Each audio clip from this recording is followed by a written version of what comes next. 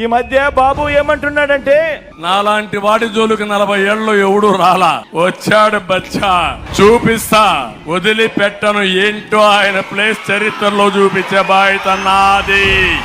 ఇలాంటి మాటలు వింటుంటేనే నాకు కొన్ని కథలు, కొన్ని మాటలు గుర్తుకొస్తాయి. కృష్ణుడిని బచ్చా అనుకున్న కంసుడు పూతన కాలింది, రాముడిని బచ్చా అనుకున్న మారీషుడు సుబాహుడు ఇప్పుడు రామోజీ వేషంలోను ఓ ఆంధ్రజ్యోతి రాధాకృష్ణన్లా ఈ రోజు కనిపిస్తా ఉన్నారు. హనుమంతుడిని బచ్చా అనుకున్న రావణుడు కూడా వీళ్ళల్లో గుర్తుకొస్తా ఉన్నాడు. చరిత్రలో ఓడిపోయే కాలం వచ్చినప్పుడు వీళ్ళందరికీ కూడా అటువైపున హీరోలందరూ బచ్చాలుగానే కనిపిస్తా ఉంటారు. అయ్యా చంద్రబాబు, నువ్వు బచ్చా అంటున్న నేను ప్రజలకు మంచి చేసి ఎన్నికల్లో ఒంటరిగా ధైర్యంగా ప్రజల ముందుకు నేను వస్తా ఉన్నా. మరి 3 సార్లు సీఎం గా చేశావు కదా, మరి పేదలకు నువ్వు చేసిన మంచి ఉంటే నువ్వెందుకయ్యా బచ్చాను చూసి భయపడుతూ